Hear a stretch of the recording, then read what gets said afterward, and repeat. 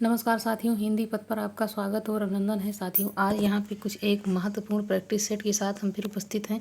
साथियों, आज हमने कुछ चुनिंदा प्रश्नों को इस प्रैक्टिस सेट में शामिल करने का प्रयास किया है, जो कि आपकी परीक्षा के लिए बहुत महत्वपूर्ण होंगे। तो आप यहाँ से समझ लीजिए कि आपका 2 नंबर एकदम अच्छे से परीक्षा में बन सकता है। तो आप इसको अच्छे से पढ़ते हुए चलिए। बिल्कुल उन्हीं प्रश्नों का हमने यहाँ पे समावेश किया है जो बिल्कुल परीक्षा के लिए महत्वपूर्ण हो सकते हैं। तो इसमें पहला प्रश्न है कि इसमें से बौद्ध धर्म की भाषा कौन सी है। तो संस्कृत है कि पाली है कि अपभ्रंश है या हिंदी है। तो यहाँ पे पाली सही हो जाता है। अगला प्रश्न है कि जगत शब्द के किस विभक्ति का रूप यहाँ पे है। तो यहाँ पे हो जाता है चतुर्थी का है, पंचमी का है, षष्ठी या सप्तमी का। तो सप्तमी यहाँ पे सही हो जाता है। साथियों, रूप को अच्छे से तैयार करते हुए चलना है। जो भी प्रैक्टिस सेट में रूप आ रहे हैं उनको आप अच्छे से तैयार कर लीजिएगा। मालती माधुम किसकी रचना है। तो यहाँ पे भट्ट गोपाल हैं, भवभूति हैं, श्रीहर्ष हैं या फिर दंडी है। तो यहाँ पे आंसर सही हो जाता है कि ये भवभूति की है। अगला प्रश्न है कि कालिदास के नाटकों में स्त्रियों तथा निम्न श्रेणी के किस भाषा में बोलती हैं। तो यहाँ पे हो जाएगा कि संस्कृत प्रकृत या फिर संस्कृत मिश्रित प्रकृत या फिर अशुद्ध संस्कृत। तो यहाँ पे किस भाषा में वो प्रयोग मतलब कालिदास की जो स्त्रियाँ हैं बोलती हैं, तो वो मतलब हो जाएगा कि वो प्रकृति का वो चयन करती हैं अपने बोलने के दौरान। अगला प्रश्न है कि एक तो दोष था, उस पर दूसरा दोष लग जाना क्या कहलाता है। तो यहाँ पे आंसर सही हो जाता है ए, बी या फिर सी या फिर डी। तो यहाँ पे आंसर सही हो जाता है सी, करेला एक तो उसके बाद दूजा कहाँ चढ़ा, नीम पे चढ़ा। फिर यहाँ पे है कि वाक्यों का प्रयोग, एक वाक्य रचना का सही क्रम यहाँ पे पूछा जा रहा है। तो वाक्य रचना का जो क्रम होता है वो हो जाएगा ए या फिर बी या फिर सी या फिर डी। तो यहाँ पे जो कर्ता है, कर्म है और क्रिया है, तो यहाँ पे डी आंसर सही हो जाता है। पहले कर्ता आता है, फिर कर्म आता है, उसके बाद जो वह कार्य करता है अर्थात क्रिया, उसका प्रयोग वहाँ पे किया जाता है। अगला प्रश्न है कि निम्नलिखित में से शुद्ध शब्द कौन सा है। तो यहाँ पे ए हो जाएगा, बी हो जाएगा, सी हो जाएगा या फिर डी हो जाएगा। तो वर्तनी का शुद्धिकरण वहाँ पे भी पूछा जाता है कि कौन सा यहाँ पे शुद्ध है और अशुद्ध है। तो ये जो प्रश्न यहाँ पे दिया हुआ है ये कई बार एग्जाम में पूछा जा चुका है। तो इसको एकदम अच्छे से तैयार कर लेना है। आंसर सही हो जाता है जिजीविषा। अगला प्रश्न यहाँ पे है कि आग्रह का विलोम क्या हो जाएगा। तो यहाँ पे हो जाएगा याचना हो जाएगा, दुराग्रह हो जाएगा, साग्रह हो जाएगा या अनुरोध हो जाएगा। आंसर यहाँ पे भी सही हो जाता है क्या, दुराग्रह। आग्रह को हो जाएगा दुराग्रह। अगला प्रश्न है कि अनेकार्थी शब्दों के रूप में गुरु का कौन सा अनुपयुक्त यहाँ पे पूछा जा रहा है, जो गुरु के लिए अनुपयुक्त है यहाँ पे। तो यहाँ पे पचने में कठिन या फिर बी शिक्षक या फिर भारी या फिर एक नक्षत्र। तो यहाँ पे जो डी है वो यहाँ पे सही हो जाएगा। अगला यहाँ पे प्रश्न है सतदल शब्द निम्नलिखित में से पर्यायवाची है। सतदल शब्द निम्नलिखित में से पर्यायवाची यहाँ पे पूछा जा रहा है किसका है। तो ए है या फिर बी है या फिर सी है या फिर डी है। तो जो शतदल होता है वो कमल का पर्यायवाची है। ऐसे ही विभिन्न प्रकार के पर्यायवाची पूछे जाते हैं वहाँ पे। तो पर्यायवाची को एकदम अच्छे से तैयार, जैसे शतदल हो जाता है, अरविंद हो जाता है या फिर अंबुज हो जाए, पुंडरीक, नलिन आदि इस प्रकार के शब्दों का मतलब पर्यायवाची का चयन परीक्षा में हो सकता है। यहाँ पे अगला प्रश्न है कि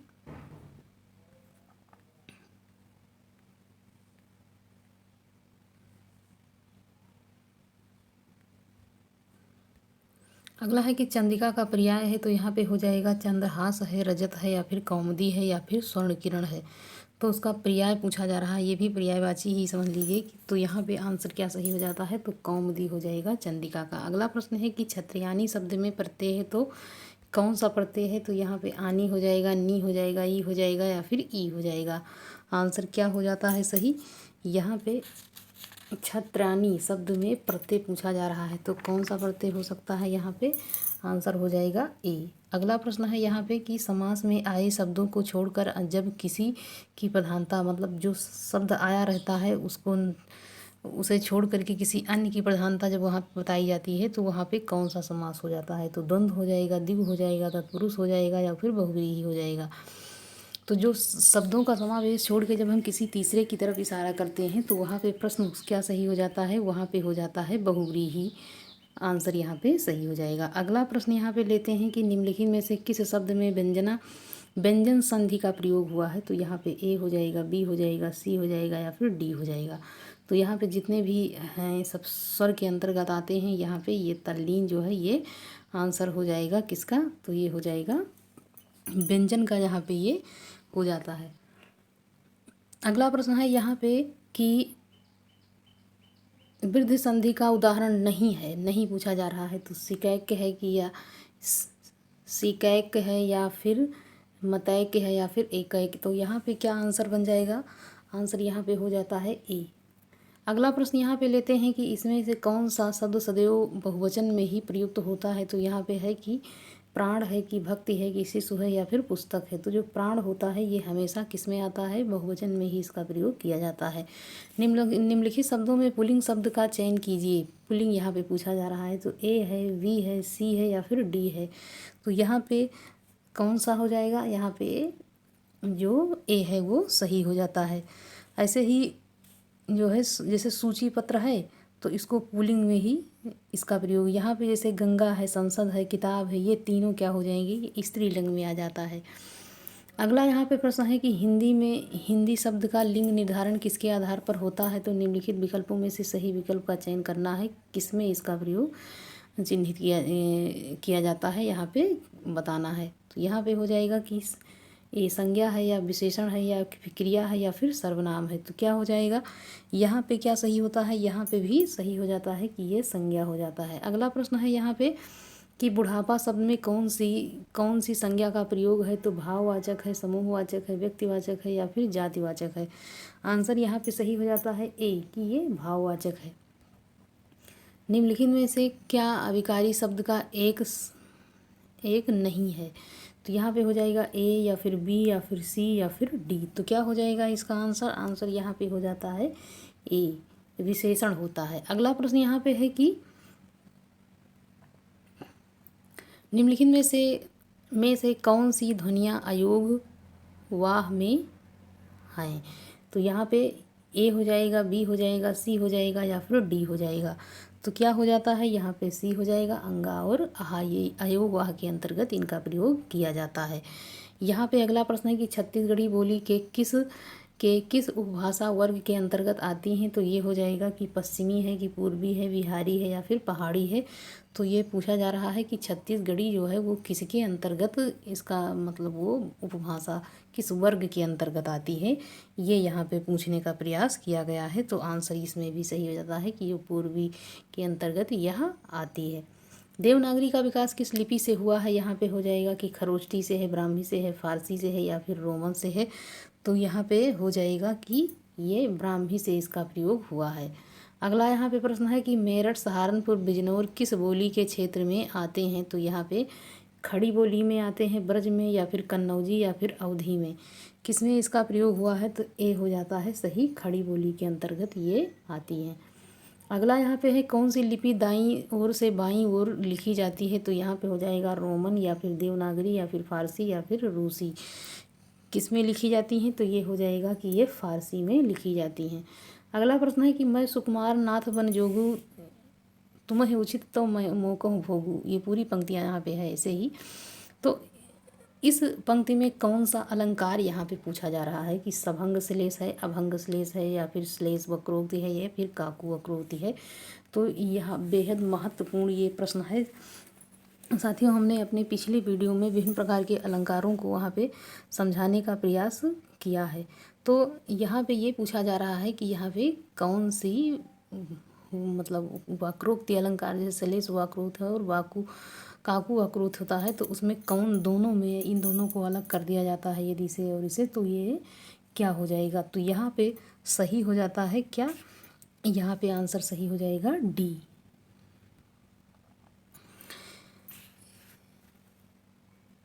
इस पंक्ति में काकू वक्रोक्ति अलंकार है। इसमें सीता द्वारा स्वयं को कोमल तथा अपने पति राम को वन के योग्य होने का पर व्यंग्य किया है। उन्होंने कहा है कि मैं सुकुमार नाथ बन जोगू, कि मैं तो सुकुमार हूँ और क्या नाथ मेरे वन के योग्य हैं।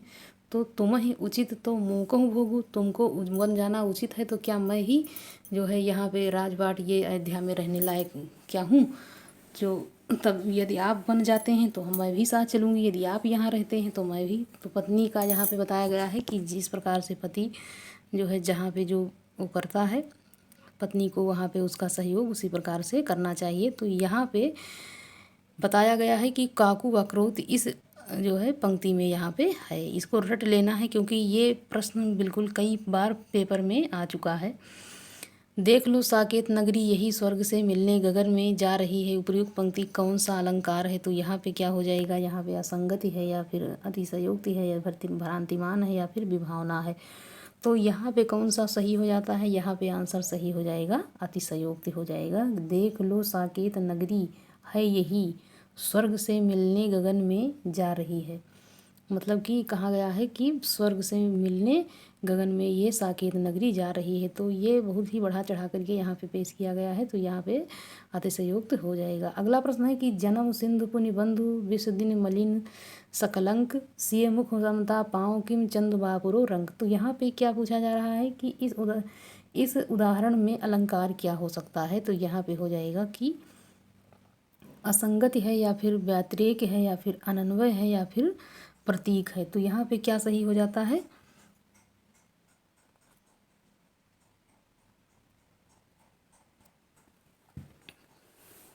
यहाँ पे हो जाएगा कि यहाँ पे व्यतिरेक अलंकार है। अब यहाँ पे जैसे जब उपमेय को बड़ा और उपमान को छोटा या फिर हीन दिखाया जाए और साथ में कारण भी दिखाया जाए तो वहाँ पर व्यतिरेक अलंकार होता है। अगला यहाँ पे प्रश्न है कि रहीमन पानी राखिए बिन पानी सब सून पानी गए न उबरे मोती मानुस चून। तो यहाँ पे पूछा जा रहा है कि किस छंद का प्रयोग हुआ है? तो यहाँ पे दोहा है कि गीतिका है कि चौपाई है या फिर कवित्त है। तो यहाँ पे क्या सही हो जाता है, यहाँ पे आंसर सही हो जाता है कि यहाँ पे दोहा है। अगला प्रश्न है कि नैनों का नैनों से गोपन प्रिय संभाषण में कौन सा रस है? तो यहाँ पे हो जाएगा कि ए श्रृंगार है, बी करुण है या फिर सी वीर है या फिर शांत है। तो यहाँ पे क्या हो जाएगा, यहाँ पे भी आंसर सही हो जाता है ए श्रृंगार रस। अगला यहाँ पे प्रश्न है कि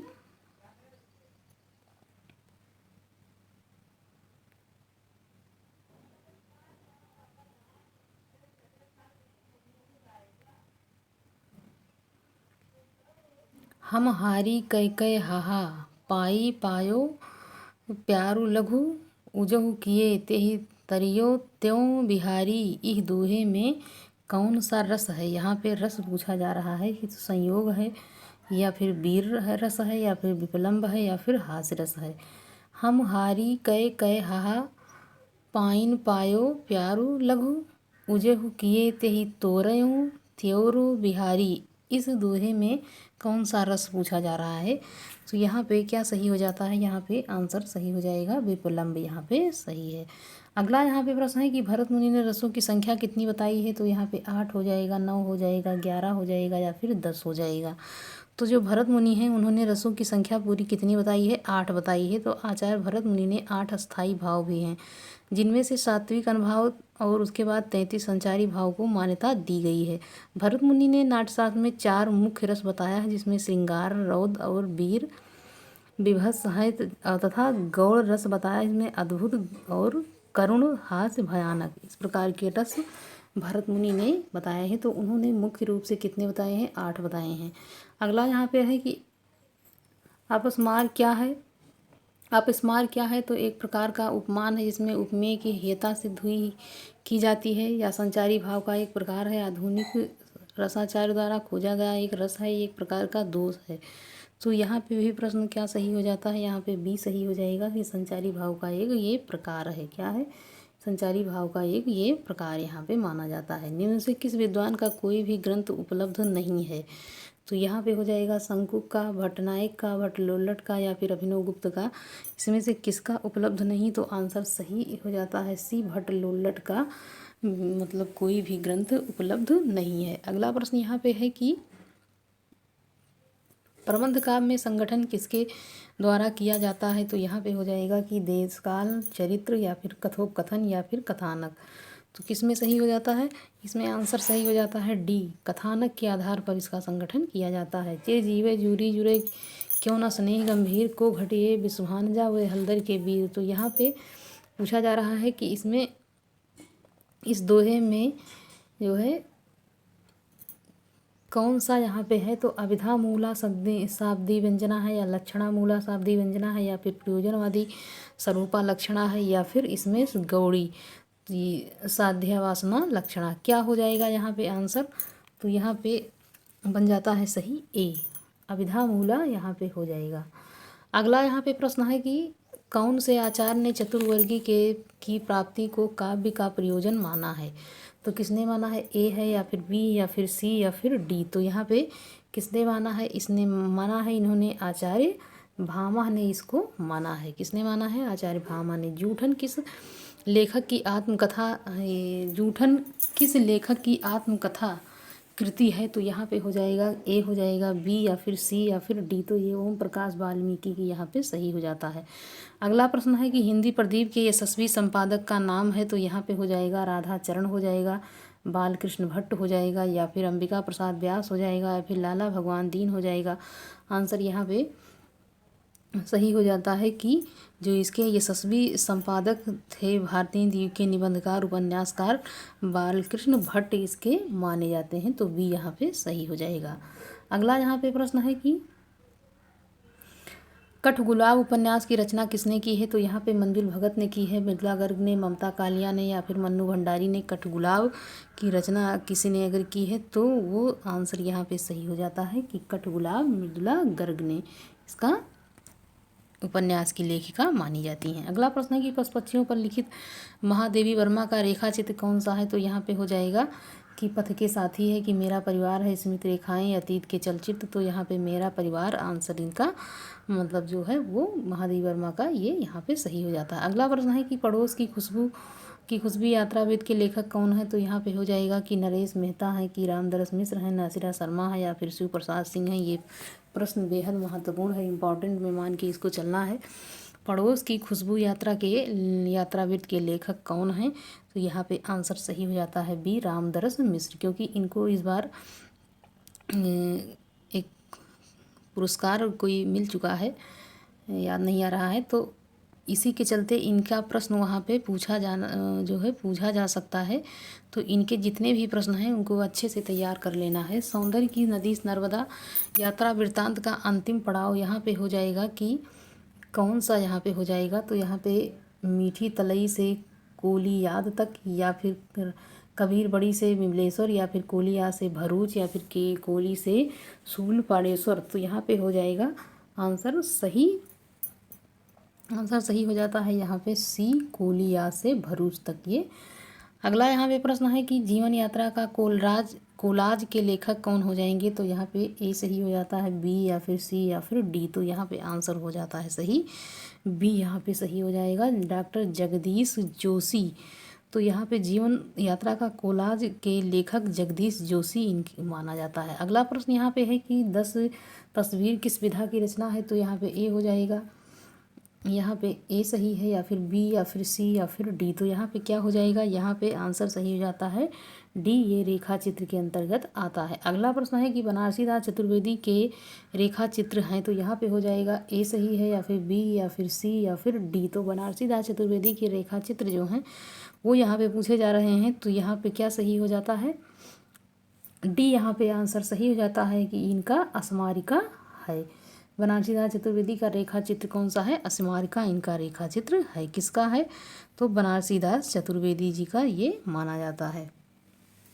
अगला यहाँ पे प्रश्न है कि कबीर, बाज भी, कपोत भी, पपीहा भी के रचनाकार कौन है? तो यहाँ पे हो जाएगा कि धर्मवीर भारती हैं, मुद्रा राक्षस, धूमिल, या फिर प्रेमचंद। किसकी यहाँ पे माना जाएगा?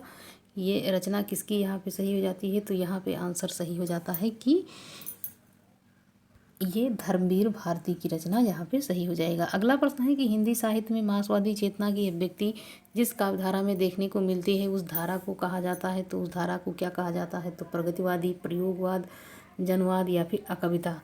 तो वो जो है जिस धारा के अंतर्गत वह रखा जाता है हिंदी साहित्य में मार्क्सवादी चेतना की अभिव्यक्ति, तो किसके अंतर रखा जाता है, तो वो प्रगतिवाद के अंतर्गत रखा जाता है। अगला प्रश्न यहाँ पे लेते हैं कि उर्वशी पर लिखी गई किसी समीक्षा में से विवाद उत्पन्न हो गया था, तो ये क्या हो जाएगा यहाँ पे, ए या फिर बी या फिर सी या फिर डी। तो क्या हो जाएगा इसका आंसर, यहाँ पे आंसर सही हो जाता है इसका डी, भगवती शरण उपाध्याय की है।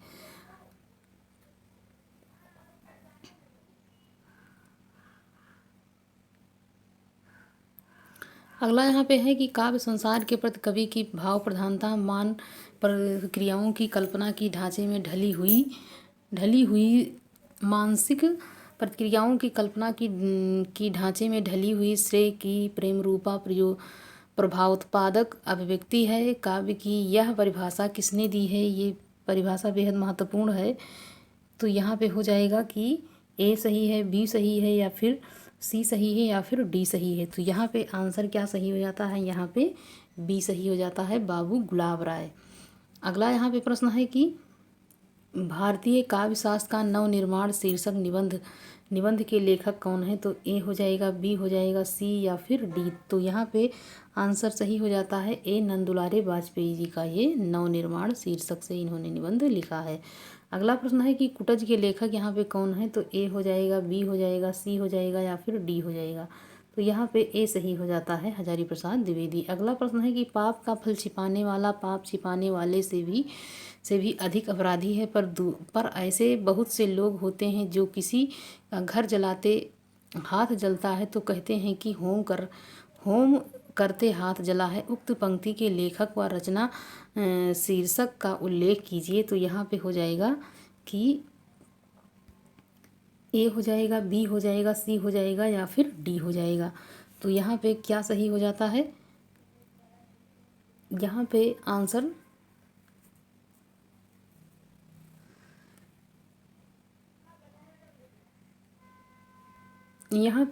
डी सही हो जाता है, आचार्य रामचंद्र श्रद्धा और भक्ति। अगला प्रश्न है यहाँ पे कि अशोक के फूल में मनुष्य की इच्छा से निरपेद जो है परिवर्तनकारी शक्तियों को क्या नाम दिया जाता है। तो यहाँ पे हो जाएगा कि यहाँ पे ए हो जाएगा, बी हो जाएगा, सी हो जाएगा या फिर डी हो जाएगा। तो यहाँ पे आंसर सही हो जाता है ए, महाकाल। अगला प्रश्न है कि सिक्का बदल गया किसकी कहानी है। तो यहाँ पे हो जाएगा कि शिवानी शर्मा या फिर कृष्णा सोबती या ममता कालिया या फिर मृदुला गर्ग। तो आंसर सही हो जाता है कृष्णा सोबती, सिक्का बदल गया की लेखिका हैं। एक प्लेट सैलाब कहानी के लेखिका कौन है। तो यहाँ पे ए हो जाएगा, यहाँ पे ए सही हो जाता है, बी या फिर सी या फिर डी। तो यहाँ पे क्या सही हो जाता है, यहाँ पे आंसर सही हो जाता है बी, मन्नू भंडारी का ये हो जाएगा एक प्लेट सैलाब। कव्य और काला पानी के कहानीकार कौन है। तो यहाँ पे हो जाएगा ए या फिर बी या फिर सी या फिर डी। तो कव्य और काला पानी के जो लेखक हैं वहाँ पे ये आंसर हो जाएगा निर्मल वर्मा। अगला यहाँ पे प्रश्न है कि हिंदी की पहली कहानी लेखिका कौन है। तो ए हो जाएगा, बी या फिर सी या फिर डी। तो ये बहुत बार प्रश्न पूछा जा चुका है, हिंदी की पहली कहानी लेखिका। तो ये यहाँ पे बी आंसर सही हो जाता है, बंग महिला। अगला प्रश्न यहाँ पे लेते हैं कि जैनेन्द्र का पहला कहानी संग्रह कब प्रकाशित हुआ। तो ए हो जाएगा, बी हो जाएगा, सी हो जाएगा या फिर डी हो जाएगा। तो यहाँ पे इनका जो पहला कहानी संग्रह प्रकाशित हुआ था वो प्रकाशित हुआ था 1929 में। अगला प्रश्न है यहाँ पे कि कहानी इतिवृत्ति ही तो है, यानी उसमें स्थिति से स्थानांतर अर्थात जीवन गति होनी चाहिए, काल का कुछ स्पंदन, कुछ तनाव अनुभव हो, वही तो कहानी का रस है। कहानी के विषय में उपयुक्त विचार किस लेखिका के हैं। तो यहाँ पे आंसर सही हो जाएगा ए या फिर बी या फिर सी या फिर डी। तो क्या यहाँ पे सही हो जाता है, आंसर यहाँ पे सही हो जाता है बी, यहाँ पे आंसर सही हो जाता है। निम्नलिखित में से कौन सा युग्म असंगत है। तो यहाँ पे ए हो जाएगा, बी हो जाएगा, सी हो जाएगा या फिर डी हो जाएगा। तो आंसर यहाँ पे क्या सही हो जाता है, यहाँ पे डी सही हो जाता है, चित्रलेखा भगवती प्रसाद वाजपेयी की। अगला यहाँ पे प्रश्न है कि हिंदी का पहला आंचलिक उपन्यास कौन सा है। तो यहाँ पे हो जाएगा कि मैला आंचल है या फिर आधा गांव है, या फिर प्रति कथा, या फिर वरुण के बेटे। तो यहाँ पे पहला आंचलिक उपन्यास तो मैला आंचल यहाँ पे सही हो जाता है। अगला प्रश्न है कि पंडित किशोरीलाल गोस्वामी का उपन्यास निम्न में से कौन सा नहीं है? तो यहाँ पे हो जाएगा ए, या फिर बी, या फिर सी, या फिर डी। तो यहाँ पे आंसर सही हो जाता है डी, कि भोजपुर का ठग ये उनकी रचना उपन्यास नहीं है। किसका? तो गोस्वामी, किशोरीलाल गोस्वामी जी की। अगला यहाँ पे प्रश्न है कि एक पत्नी का नोट किसकी रचना है? तो यहाँ पे ए हो जाएगा, बी हो जाएगा, सी हो जाएगा, डी हो जाएगा। तो यहाँ पे ए सही हो जाता है, ममता कालिया यहाँ पे आंसर सही हो जाता है। अगला यहाँ पे प्रश्न पूछा जा रहा है कि कालीचरण किस उपन्यास का पात्र है? तो ए हो जाएगा, बी हो जाएगा, सी हो जाएगा, या फिर डी हो जाएगा। तो कालीचरण जो है वो इसमें पात्र पूछा जा रहा है कि किसका है वो, तो ये हो जाएगा मैला आंचल का पात्र है कालीचरण। अगला प्रश्न है सेठ बाके किसकी रचना है? तो यहाँ पे हो जाएगा ए हो जाएगा, बी हो जाएगा, सी हो जाएगा, या फिर डी हो जाएगा। सेठ बाके किसकी रचना है? तो ये भगवती चरण वर्मा की रचना यहाँ पे मानी जाती है। किसकी रचना? भगवती चरण वर्मा की नहीं, अमृतलाल नागर की रचना ये मानी जाती है। अगला प्रश्न यहाँ पे लेते हैं कि इसमें से कौन सा उपन्यास भीष्म साहनी द्वारा रचित नहीं है? तो यहाँ पे हो जाएगा झरोखे, या फिर कड़ियाँ, या फिर बसंती, या फिर पीढ़ियाँ। तो पीढ़ियाँ यहाँ पर सही हो जाता, और जितने भी उपन्यास हैं ये सब उन्हीं के हैं, भीष्म साहनी जी के। अगला प्रश्न झीनी झीनी भीनी चदरिया किस उपन्यासकार का यहाँ पे है? तो राही मासूम रजा, अब्दुल बिस्मिल्लाह, या असगर वजाहत, या फिर मुद्रा राक्षस। यहाँ पे अब्दुल बिस्मिल्लाह सही हो जाता है। जो ये उपन्यास है बुनकरों के जीवन पर आधारित ये उपन्यास माना जाता है।